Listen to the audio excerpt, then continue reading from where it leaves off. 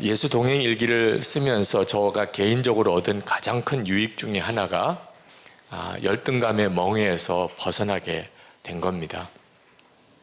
실제로 성도들은 뭐 말할 것도 없고 목회자들도 가장 힘든 것이 자기 열등감을 극복이 안 되는 겁니다. 이유는 간단합니다. 자기만 계속 바라보고 있기 때문에. 예수님을 바라보는 눈이 안 뜨이니까 어쩔 수 없이 자기만 보게 되는 거죠. 근데 성경이 분명히 말씀하기를 우리는 질그릇이라고 그랬어요. 그러니까 질그릇만 보면 낙심이 되는 거죠. 왜 나는 이렇게밖에 안 될까? 왜 나는 이 정도밖에 못하나? 그렇게 돼요. 목회자도 똑같아요. 이 문제는 주님을 바라보는 눈이 열려야 해결이 됩니다. 사실 우리 자신이 질그릇 같은 것은 받아들일 수만 있으면 문제가 안 됩니다. 더 이상 고민이 안 돼요. 사실 어제 저녁에 샤워하고 주무시고 오늘 아침에 세수하고 오셨을 텐데 좌절감 느끼셨나요? 왜 나는 또 씻어야 돼? 어제도 씻었는데 이게 매일 이렇게 씻어야 돼? 그런 좌절감 없이 아주 자연스럽게 그죠? 샤워하시고 세수하고 오셨잖아요. 왜냐하면 받아들이고 있으니까. 몸은 계속 더러워진다는 사실을 받아들이고 있으니까 그것 때문에 그렇게 막 좌절감을 느낄 이유가 없잖아요. 우리 자신이 질그릇 같은 것을 안 받아들이고 있는 거예요, 본인이. 이유는요, 자기 기대치는 그게 아니니까. 하나님은 분명히 우리를 질그릇이라고 하셨어요. 그럼 그것으로 충분한 거죠. 문제는 우리 자신이 질그릇 같음에 있는 게 아니고 보배이신 예수님을 내가 마음에 모시고 산다는 것을 안 믿는 거예요. 분명히 말씀하셨잖아요. 우리가 이 보배를 질그릇에 가졌으니 이는 심히 큰 능력은 하나님께 있고 우리에게 있지 아니함을 알게 하려 함이라. 정말 보배이신 예수님이 내 안에 계시다는 사실이 믿어지면 내가 질그릇 같은 것은 간증거리가 됩니다. 아무 문제가 안 돼요. 내가 질그릇 같은 게 더 기뻐요. 보배이신 주님이 더 분명하게 드러나니까. 우리도 뭐 무슨 보석이나 폐물들을 뭐 가지고 있으신가요? 네, 교회 개척하실 때 또는 건축하실 때 다 내셨잖아요. 네. 그래도 하여튼 뭐 조금이라도 있으면요, 보석은 보석답게 보관을 하는 겁니다. 그렇죠? 그런데 하나님은 참 이상하게도 보배이신 예수님을 질그릇 같은 우리 안에 두셨어요. 이게 기절할 만큼 놀라운 일이에요. 문제는 우리가 그걸 안 믿으니까 문제인 거죠. 진 다니엘 YM의 아주 유명한 사역자죠. 그분이 아주 10대 때 그는 성령의 체험을 합니다. 그리고 은사 사역자로 벌써 사역을 10대 때 시작을 했잖아요. 신학교 들어가서 공부하면서 또 계속 사역도 하는데 몸이 못 감당하니까 쓰러졌어요. 병원에 입원을 했는데 몸이 아픈 것보다 더 힘든 것이 하나님이 나를 버리셨다는 그 마음이 더 힘들었어요. 하나님이 왜 나를 지켜주지 않으시나, 건강을 책임져 주지 않으시나, 나는 주의 일만 이렇게 열심히 했는데, 이제 그런 답답한 마음으로 하나님 왜 나를 버리셨나이까 이런 생각으로 병원에 누워 있는데 어느 자매가 찾아왔어요. 전혀 모르는 자매가. 하나님이 기도하는데 너에게 가서 말을 전해주래 이러면서 왔어요. 그 자매가 성경을 읽어주었습니다. 골로새서 1장 26절 27절. 이 비밀은 만세와 만대로부터 감추어졌던 것인데 이제는 그의 성도들에게 나타났고 하나님이 그들로 하여금 이 비밀의 영광이 이방인 가운데 얼마나 풍성한지를 알게 하려 하심이라. 이 비밀은 너희 안에 계신 그리스도시니 곧 영광의 소망이니라. 내 안에 계신 그리스도시래. 그 말하고 오래. 그것으로 충분한 거야. 그러고 갔어요. 정말 생뚱맞은 일이죠. 전혀 모르는 자매가 와서 내 안에 계신 그리스도시래. 조금 전까지 하나님 왜 나를 버리셨습니까? 하나님 도대체 어디 계십니까? 이러고 있었는데 이건 정말 너무나 놀라운 응답이잖아요. 그래서 침상에 누워서 내 안에 계시다니까 하나님 어디 계세요? 이렇게 질문을 합니다. 그때 마음에 너무 강하게 내가 너와 함께 있어, 이런 음성을 듣습니다. 또 질문해요. 제 안에 계시다면 왜 나를 이렇게 내버려 두시나요? 내가 할 일이 얼마나 많은데. 그때 주님이 말씀하세요. 너는 내 일을 하느라고 애를 쓰지만 내가 정말 원하는 것은 그냥 너 자신이야. 아니 그래도요, 지금 제가 할 일이 너무나 많은데 지금 아무것도 못하고 있어요. 그건 못해도 돼. 그건 다 내가 하는 거야. 너는 그냥 너가 할 수 있는 것만 하면 돼. 이렇게 이제 주님과의 어떤 대화가 되는데, 내가 할 수 있는 일이 뭔지에 대해서 너무 답답한 겁니다. 지금 자기는 아무것도 할 수 없다고 생각이 들었는데, 근데 그때 깨달아졌어요. 내가 지금도 할 수 있는 게 있구나. 그래서 그가 병상에 누운 채로 찬양을 하기 시작합니다. 찬양을 할 수 있지. 그때 이렇게 썼어요. 그가 몸은 비록 쇠약해져 있었지만 나는 예수님을 경배하였다. 그렇게 했을 때 나는 더 이상 외롭지도 또한 공허하지도 않음을 깨달았다. 며칠 동안 나는 주님의 임재하심과 영광이 내 위로 흘러넘치는 것을 느꼈다. 마치 먼 곳에 떠났다가 다시 돌아온 좋은 느낌이었다. 나는 격려를 받고 용납받았으며 사랑받았다. 그분은 내 영을 소성시키시고 내 구원의 기쁨을 새롭게 하셨다. 진 다니엘이 자기 안에 계신 그리스도에 대해서 분명한 확신과 눈이 열리게 된 계기가 된 사건입니다. 자, 진 다니엘만인가요? 우리 모두예요. 너희 안에 계신 그리스도. 이게 복음의 비밀이라고 그랬거든요. 우리가 다 소유하고 있는 겁니다. 문제는 그걸 내가 지식으로만 알고 있을 뿐이지 보배이신 주님을 바라보지를 못하니 계속 질그릇 같던 나만 탓하고 그것 때문에 절망하고 사는 거죠. 한 번은 제 페이스북에 제 설교에 대한 아주 부정적인 그런 글을 쓰신 분이 있었어요. 왜 또 제 페이스북에다가 그렇게 올렸는지, 뭐 여러 사람이 설교 들어보라고 그래서 들어봤는데 진짜 정말 못 듣겠더라는 거예요. 왜 그렇게 말을 느릿느릿하게 하느냐. 아니 요즘 시대에는 그런 식으로 설교하면 안 된다. 그건 정말 노인들이나 에게나 하는 설교지. 요즘에는 얼마나 템포가 빠르고 또 카리스마가 있고 강해야 된다고 뭐 이제 그런 식으로 쭉 저에 대한 설교에 대한 평가를 쓰시고는 끝까지 들어보려고 애를 썼대요. 그런데 한 편을 끝까지 못 듣겠더래요. 그러면서 이제 답답한 마음에서 저에게 충고 삼아 이제 글을 쓰신 거예요. 제가 그 글을 읽고 조금 마음이 철렁하더라고요. 네. 댓글이 막 달리더라고요. 네. 제 페이스북이니까 그래도 저에 대해서 비교적 좋게 생각하는 사람들이 다 보는 난이잖아요. 뭐 나는 은혜가 됐다고 뭐 다른 설교도 들어보라고 그러고 뭐 그러다가 어떤 분은 정 느리게 들리면 1.5배속으로 들어보라.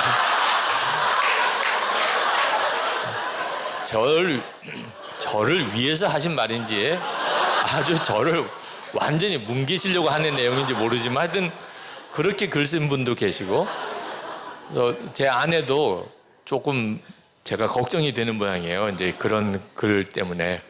근데 사실 기분 좋을 리는 없지만 그렇게 큰 충격을 안 받은 것이 이미 하나님이 제 설교에 대해서 제가 설교 못하는 거에 대한 다룸을 먼저 주셔서 그것도 신학교 1학년 때 제가 부산 출신이에요. 그러니까 뭐 고등학교 졸업할 때까지 부산에 살았으니까 아주 뭐 진한 부산 사투리를 쓰는 사람이죠. 근데 서울에 감신대에 왔는데 설교가 제일 힘들겠더라고요. 목사가 되는 과정에서. 뭐 사람들 앞에 나서는 거 정말 부끄러워하고 말하는 거 굉장히 힘들어하는 성격이라 이게 설교를 어떻게 매주 다른 설교를 할 수 있을까? 그게 이제 저에게 제일 큰 고민이었는데 아니나 다를까 이제 신학교 1학년 때 어린이 예배에 설교를 순서대로 신학생들이 해야 된다는 겁니다. 제 차례가 왔는데 나름대로 열심히 설교문은 준비를 했지만 말을 이렇게 시작을 하니까 서울 애들이 다 뒤집어지는 거예요. 제가 한마디 하면 따라하고 한마디 하면 따라하고 뭐 수습이 안 돼요. 이거 시작은 했는데 설교를 마무리를 못 짓겠는 겁니다. 그때 제 마음속에 나는 정말 설교를 못한다. 애들도 이렇게 핍박을 하니 어른들에게는 어떻게 설교하나. 그래서 신학교 1학년 때 제가 부산 사투리를 고쳤어요. 밤마다 음악방송 들어가면서 그 멘트 하는 걸 따라하고 멘트 하는 걸 따라 억양을 배우려고 1년 만에 고쳤어요. 제가 말이 좀 느린 이유는 그때 부산 사투리를 안 쓰고 생각하면서 억양을 하려고 하다 보니까 나도 모르게 이렇게 느려졌어요. 어떤 분들은 저보고 충청도 출신이냐고 하시는 분들 계세요. 근데 겨우 충청도까지 온 것 같아요.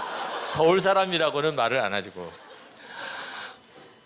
그때 말투는 고쳤는데 마음의 열등감은 해결이 안 되는 겁니다. 저는 설교하면 사람들이 나를 비웃을 거라고 하는 마음이 제 속에 딱 새겨져 있었어요. 그래서 설교를 할 때 누가 빙긋이 웃으면 또 비웃는구나. 또 내가 뭘 잘못 이야기했나 봐. 이런 생각이 나도 모르게 그렇게 들어요. 그래서 얼마나 이건 큰 문제인지 설교자로서 심각한 문제죠. 이 문제 해결이 도무지 안 되는 거예요. 저는 다른 목사님한테 설교 듣고 은혜를 못 받았어요.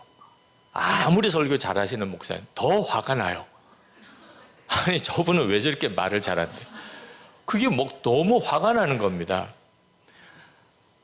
어느 집회 때 여러 목사님들이 같이 섬기는 집회에 가서 나도 모르게 그렇게 생각하고 있는 겁니다. 내 앞에 설교하시는 분이 죽쓰기를. 그래야 제가 설교할 때 어느 정도 이렇게 균형이 맞잖아요. 그분도 죽을 썼으니까. 무섭더라고요. 제가 지금 내가 무슨 생각을 하고 있는 거야. 정말 하나님 나 이거 어떻게 해야 합니까? 그런 기도가 저절로 나와요. 근데 이 문제를 하나님이 말씀으로 해결해 주셨어요. 큐티하면서. 혹시 여러분 중에도 자기 열등감에 심하신 분들은 한번 고린도전서 1장 27절부터 보십시오. 고린도전서 1장 27절부터 그러나 하나님께서 세상에 미련한 것들을 택하사 지혜 있는 자들을 부끄럽게 하려 하시고 세상에 약한 것들을 택하사 강한 것들을 부끄럽게 하려 하시며 하나님께서 세상에 천한 것들과 멸시받는 것들과 없는 것들을 택하사 있는 것들을 피하려 하시나니 이는 아무 육체도 하나님 앞에서 자랑하지 못하게 하려 하심이라. 여러분 이 말씀이 정말 진리라고 믿으세요? 정말 그러세요? 정말 저는 안 믿어지는 거예요. 이 말씀이 진짜 진리라면 우리 아이가 학교에서 꼴등을 하면 너무 기뻐야죠. 하나님이 택한 아이예요. 멸시받는 아이를 택한다고 그랬죠. 그러니 얼마나 기뻐요. 꼴찌했다는 게 얼마나 감사해요. 그렇습니까? 1등 하면 너무 좌절이 와요. 하나님 우리 아이는 버리셨나요? 금식기도 들어가야 돼요. 이렇지 않잖아요. 말씀은 그렇게 읽지만 실제로 믿기는 하나님도 실력 있는 자를 크게 쓰시고 뛰어난 자, 그죠? 말 잘하는 자를 설교자로 더 크게 쓰실 거라고 그렇게 저는 생각이 들더라고요. 저는 어릴 때 저희 아버님 목회하시는 것을 어려서 교회에서 보고 자랐는데 저희 아버님이 굉장히 성격이 유하시고 그리고 누구에게 화내는 법이 없으셨어요.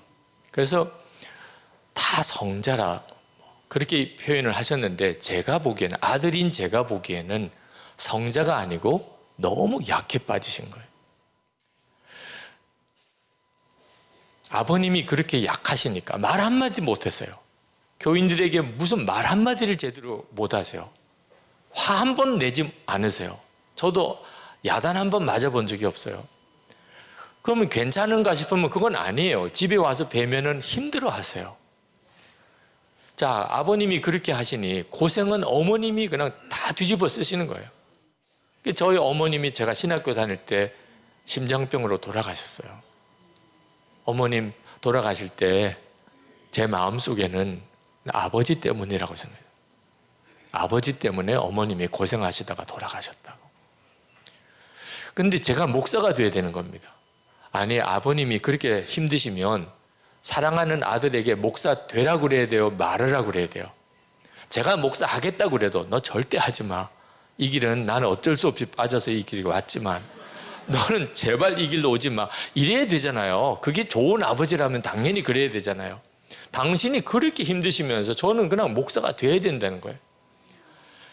자, 목사가 돼야 되긴 하겠는데 나는 약한 목사는 되고 싶지 않았어요. 목사가 약하면 가족 다 고생시키더라. 목사가 약하면 교인들도 다 힘들더라. 아버님 동기 목사님들, 주변 목사님들 보니까 다 아버님처럼 하는 게 아니더라.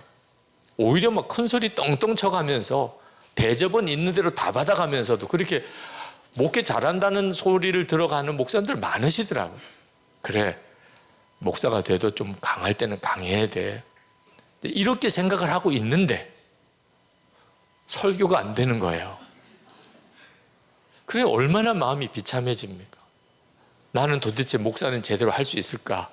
그런 마음이 정말 무너져 있는데 성경을 보니까 하나님이 또 약한 자를 택하여 쓰신다는, 그게 어떻게 믿어집니까? 금방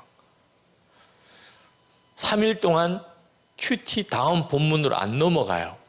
사실 이 말씀을 믿고 적용을 해야 되잖아요. 큐티를 하려면 적용이 안 되는 거예요. 저 자신에게 3일째 이건 이해하고 믿어지는 말씀이 아니라는 것, 결론이 내려졌어요.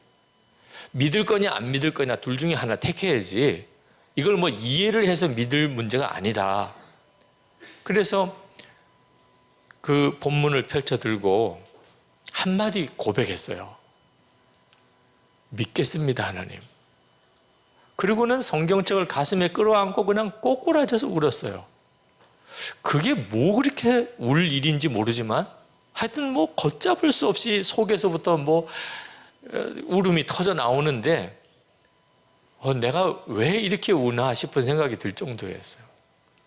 근데 그때 제 어깨에 이렇게 들여져 있던 큰 멍에 같은 게 꽉 꺾어지는 느낌을 받았어요. 그게 열등감의 멍이에요. 사실 한국 아이들은 다 그렇게 잘하죠. 공부 열심히 해, 남보다 뛰어나야 돼, 실력이 있어야 돼, 이렇게 잘합니다.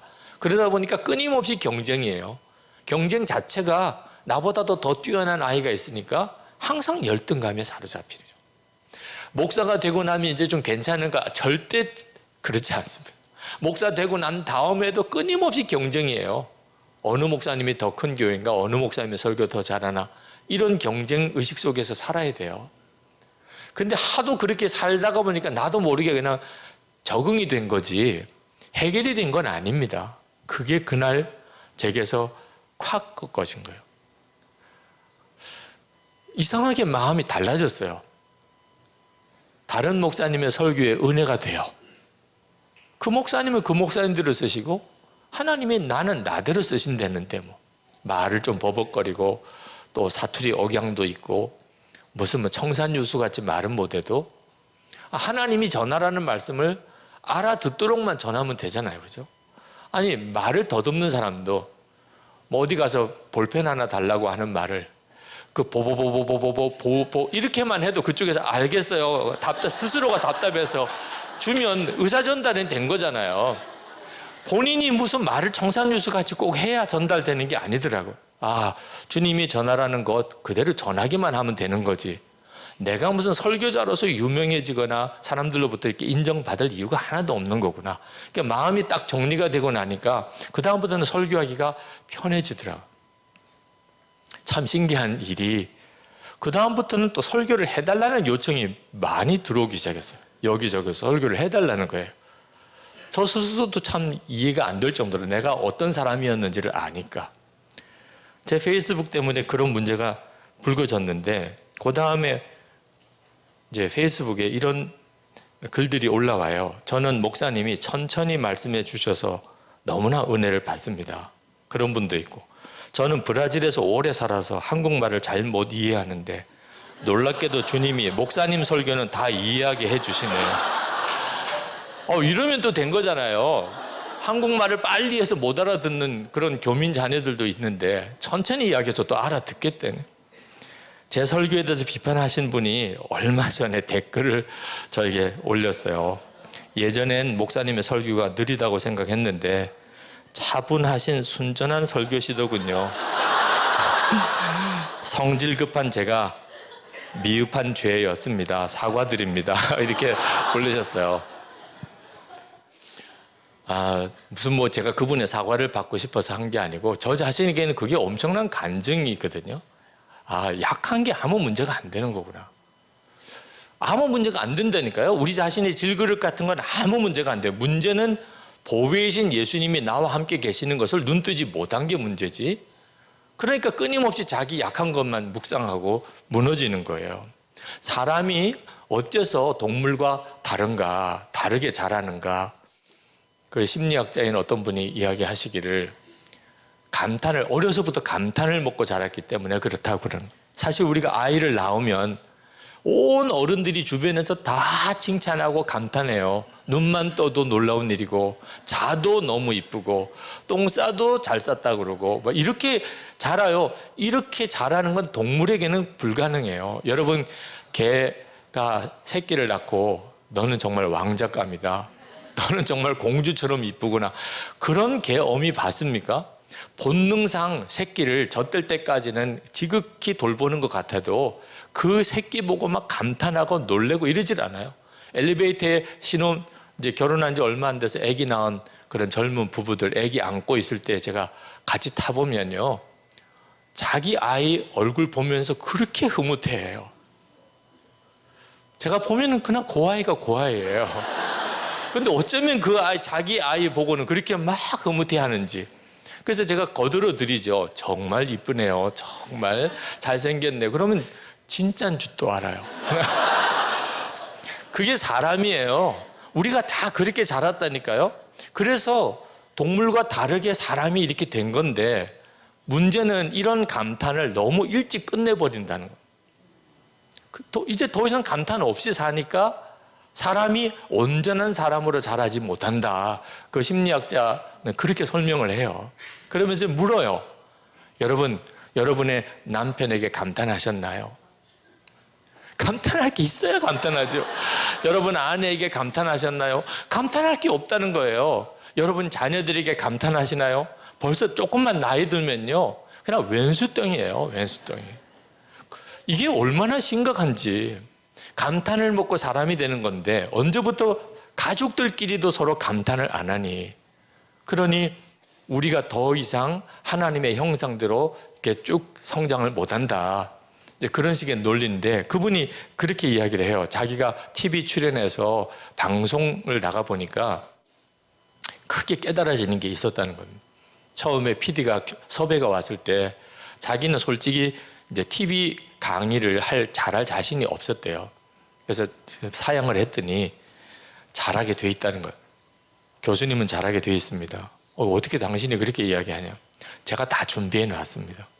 그건 무슨 이야기인지 모르겠어서 방송에 실제로 나가봤더니 한 열 몇 명 아줌마들이 앉아있더래요. 알바생들이에요. 돈 받고 와 앉아있는 분들이에요. 자, 자기가 강의를 시작했는데 뭐 얼마나 반응이 뜨거운지 막 웃기도 그렇게 크게 웃고 박수도 치고 그래서 이게 웬일인가 했더니 뒤에 PD가 막 이렇게 하면 또 박수 치고 이렇게 하면 또 소리 지르고 야, 완전히 PD 보고 하는 거구나. 이렇게 해서 이제 1시간 그 방송에 알바로 이렇게 참석하는 거구나. 알겠더래요. 그런데 참 이상하더래. PD 보고 하고 다 돈 받고 하는 건 줄 알겠는데도 반응이 나오니까 자기가 막 강의가 잘 되더래요. 나중에는 PD 보고 반응하는 게 아니고 자기 보고 반응하게 되더래, 사람들이. 그러면서 이제 이야기를 해요. 억지로라도 감탄하면 그러면 사람이 달라진다. 이런 식의 이제 강의예요. 그분의 강의의 핵심은. 근데 제가 그분 이야기를 듣고 우리는 억지로 감탄할 이유가 하나도 없어요. 우리는 진짜 감탄할 거 천재예요. 여러분, 남편을 보고 감탄할 게 없다고 그러지만 그분 안에 예수님이 계신 게 얼마나 놀라워요. 이건 기적이거든요. 네. 그러니까 남편을 볼 때마다 그냥 매일 기적을 보는 거야. 어떻게 당신 안에 주님이 계속 계시냐. 볼 때마다 기적이요. 아니, 아내를 봐도 마찬가지죠. 어떻게 당신 성질에 어떻게 주님이 계속 당신 안에 계속 계시냐. 애들을 봐도요, 놀랄 일이에요. 같은 교회 교인들끼리 진짜 말 안 되는 교인들 볼수록 더 놀라워요. 당신 안에도 여전히 계십니까? 그러니 우리는요, 누구를 만나도 계속 감탄하고 놀래고 거의 기절할 정도고 이렇게 사는 게 지금 우리들의 현실이라니까. 눈만 뜨이면 우리와 함께 계시는 주님, 내 안에만 계신가요? 그 눈이 뜨이면 우리의 삶은 정말 놀랄 일들로 계속 되는 거예요. 어느 목사님이 결혼할 때 마음에 결심을 한 것이 자기는 절대로 아내 눈에 눈물 흘리지 않게 하겠다. 그 아버지가 어머니를 그렇게 힘들게 하셨어요. 어릴 때부터 어머님은 내 우는 게 일이에요. 그래서 마음에 내가 결혼해서 내가 만약에 아내를 얻으면 나는 절대로 아내 눈에 눈물 흘리지 않게 하겠다. 그렇게 결심을 했는데 그게 결심으로 되나요? 실제로 결혼해서 살아보니까 아버지 하는 대로 하는 거예요, 자기가. 그래서 사모님이 계속 우는 일이 많아요. 어느 날도 크게 서로 부부 싸움을 했는데 목사님 생각하기에 목사님이 잘못한 것 같아요. 그래서 여보, 내가 잘못했어 그랬더니 사모님이 너무나 냉정하게 탁 돌아서는 거예요. 당신 사과 나 받아들일 수 없어요. 당신 어제도 그랬잖아. 이렇게 말한 게 한두 번이에요. 나 이제 더 이상 당신이 뭐 용서해달라, 잘못했다, 나 받아들일 수 없어요. 목사님이 자기가 문제가 있었으니 할 말도 없고 그래서 예배당에 올라가서 기도하고 마음에 뭔가 이렇게 생각나는 게 있어서 내려왔어요. 사모님은 설거지하면서 목사님 들어오는 거 쳐다보지도 않았어요. 목사님이 설거지하는 사모님 옆에 갔습니다. 그러면서 물었어요. 여보, 당신 하나님 믿어? 짜증이 확 나요. 아니, 잘못했다고 싹싹 빌어도 지금 받아줄까 말까인데, 아이고, 그래도 목사라고 설교하는 거야. 뭐야, 지금. 아니, 하나님 믿어라니, 대꾸할 가치도 없다고 생각했어요. 그랬더니 목사님이 이야기를 해요. 나를 보면 도무지 더 이상 소망을 가질 수 없지만, 하나님이 나를 계속 이대로 내버려 두시겠어? 나를 보고는 용서할 수 없어도 하나님을 보고 한 번만 용서해 주시고요. 눈물이 그냥 사모님이 그냥 너무나 눈물이 흐르더래요. 실제로 우리가 주님을 바라보는 눈이 뜨이지 않으면 사람에 대한 소망을 다 잃어버리게 됩니다. 나를 변화시키실 주님, 내 남편 변화시키실 주님, 내 아내를 변화시키실 분이 주님이시고, 우리 아이들을 변화시킬 분이 주님이고, 우리 교인 변화시키실 분이 주님이신데, 주님을 바라보지 못하면, 그러면 정말 질그릇 같은 우리들의 모습만 보고 서로 소망 다 잃어버리죠. 믿음도 다 잃어버려요. 왜 예수 동행 일기를 그렇게 쓰자고 하는가? 이게 써도 되고 안 써도 되는 문제가 아니에요. 주님을 바라보지 못하면 우리는 정말 비참하게 살게 되어 있습니다. 열등감 해결될 길이 없어요. 그리고 사랑하는 사람들 절대로 믿음으로 반응 못 해줍니다. 근데 주님을 바라보는 눈이 뜨이기 시작하면 그 다음부터는 확 달라지기 시작해요. 우선 나 자신부터가 살 것 같고 너무 놀라우니까. 그리고 다른 사람에 대한 기대도 일어나요. 제가 교인들에게 예수 동행일기를 그렇게 쓰게 해드리는 이유는 실제로 예수님을 인격적으로 만나고 주님과 동행하는 것은 제가 어떻게 해드릴 수가 없기 때문에, 그렇게 하라고 설교는 할 수 있지만 실제로 주님을 만나고 주님과 동행하는 것은 그분 스스로가 주님과의 관계에서 해결돼야만 되지, 제가 그걸 해결해 줄 수도 없고 그 느낌을 전달할 수도 없어요. 그래서 매일 일기를 써가면서 예수님과 동행하는 삶을 살아보시라고 권하는 겁니다. 여기 계신 우리 목사님 사모님들 주님과 이렇게 동행하는 삶을 일기를 이렇게 써가면서 해보시면 고비도 옵니다. 다음 시간에 그 말씀을 드리겠는데, 그런데 한번 생각해 보세요. 1년, 2년, 3년 꾸준히 주님과 동행하는 삶을 살아가는 게 얼마나 놀라운 것인가를.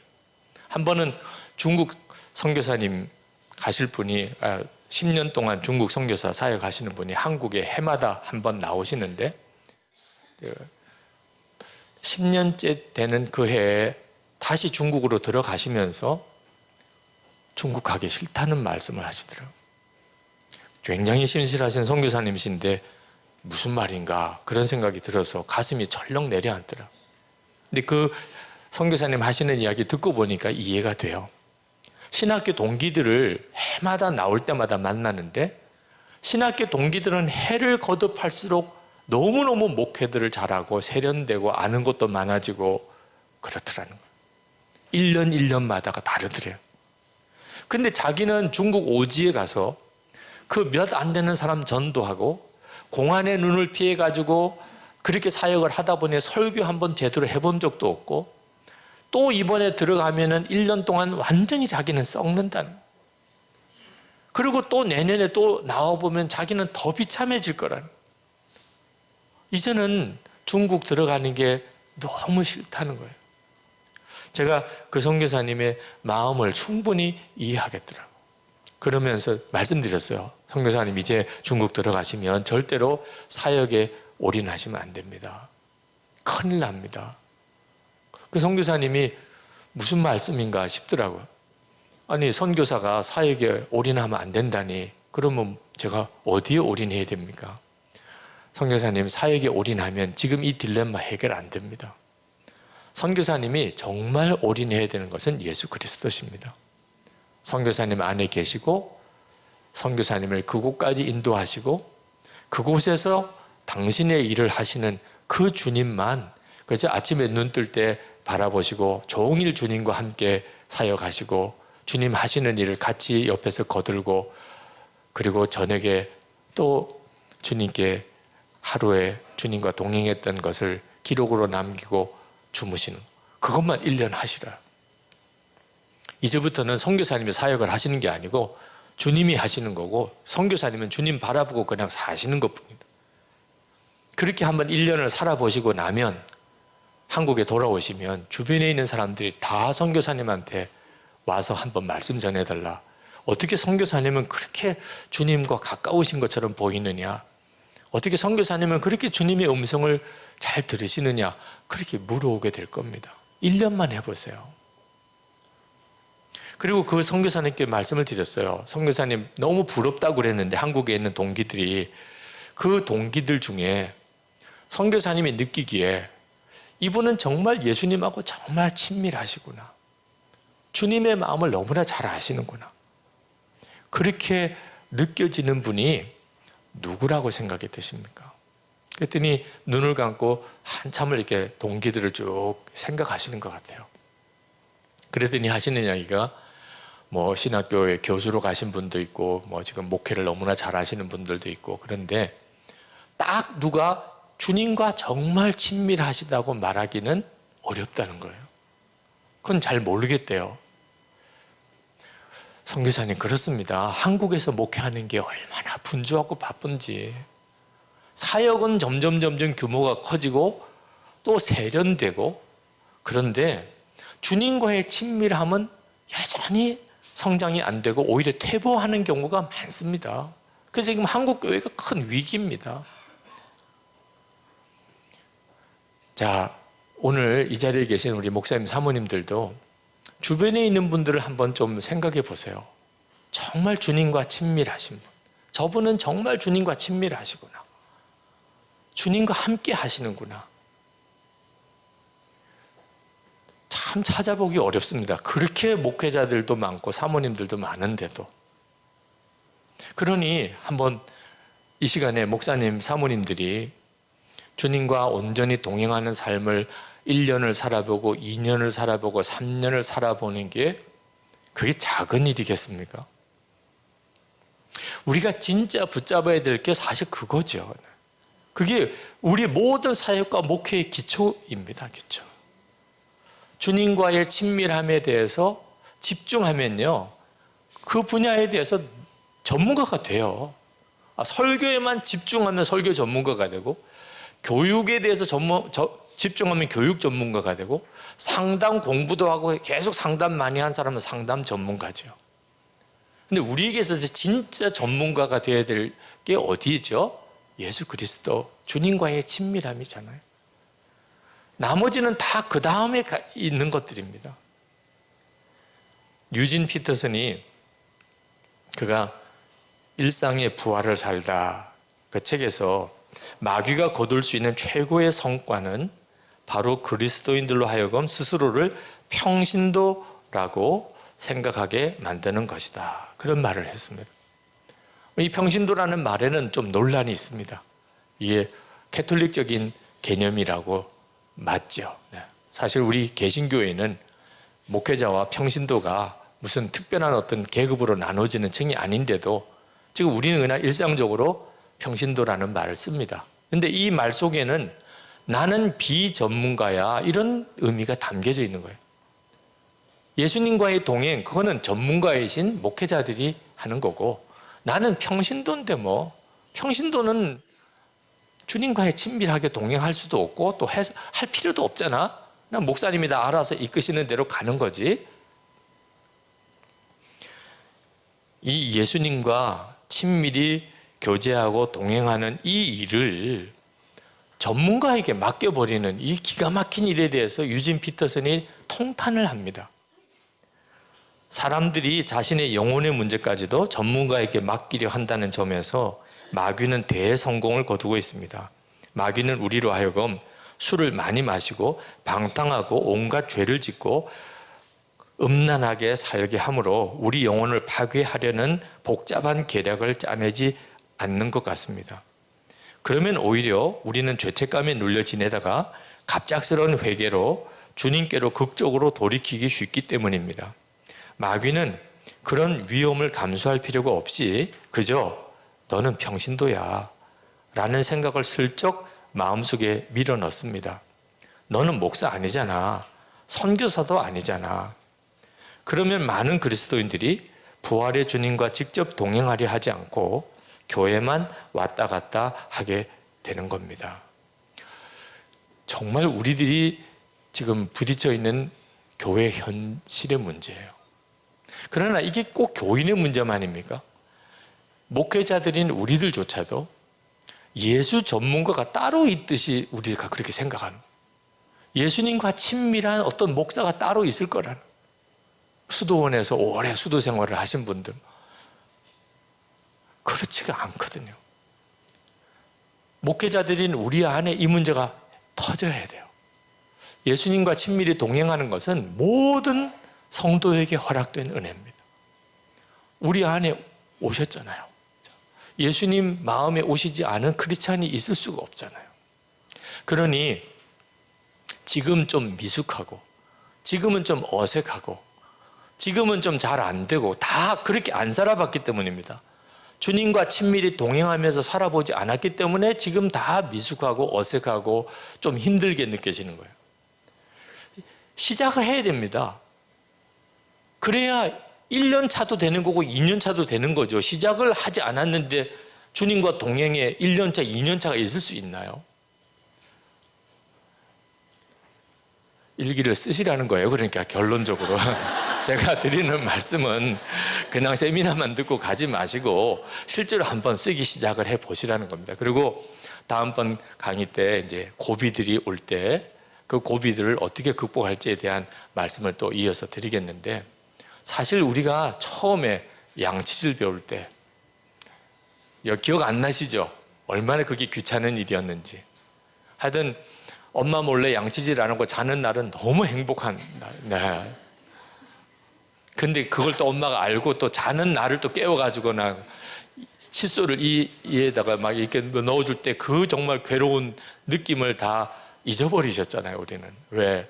시간이 지나고 우리는 이제 양치질 하는 게 익숙해졌어요.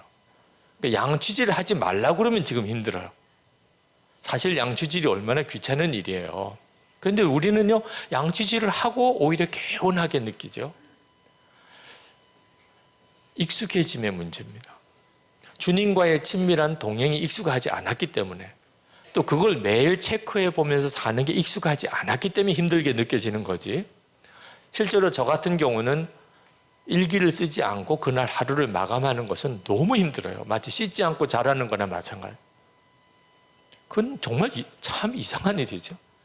어떤 사람은 일기 쓰고 자는 게 힘들다고 하는 사람도 있고, 어떤 사람은 일기 안 쓰고 자는 게 힘들다는 사람의 차이는, 이게 천례적인 어떤 은사죠. 절대 그렇지 않습니다. 그래서 90일 동안 이렇게 쭉 일기를 같이 나눈 방에서 써보시라고 하는 거예요.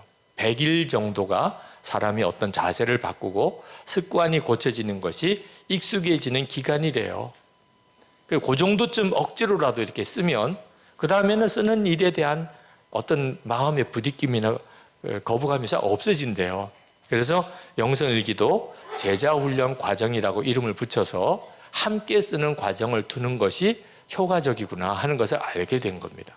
그래서 영성일기 책을 만들어서 교인들이 그렇게 하고 싶어 하는 분들이 계시면 같이 영성일기를 쓰는 과정을 쭉 밟아주면 쓰는 일이 훨씬 쉬워지는 것을 보았습니다. 자, 이제 이번 강의 마무리하면서 다시 한번 해보면 좋겠어요. 오늘 이 9번째 강의를 통해서 내게 특별히 주신 주님의 말씀이 있는지, 영성일기라는 게 사실 이 시간에 주시는 주님의 은혜, 또 내가 얼마나 주님을 바라보았나 하는 것을 쓰는 거거든요.